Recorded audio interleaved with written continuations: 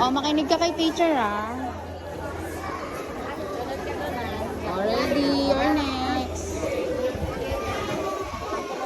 Punta lang kayo sa school. Ay, papasok lang kayo sa room. O, diba? Dito lang yung mga mama mag-wait sa inyo. Sasalot sa kailangan. Ito na tanong. Ah?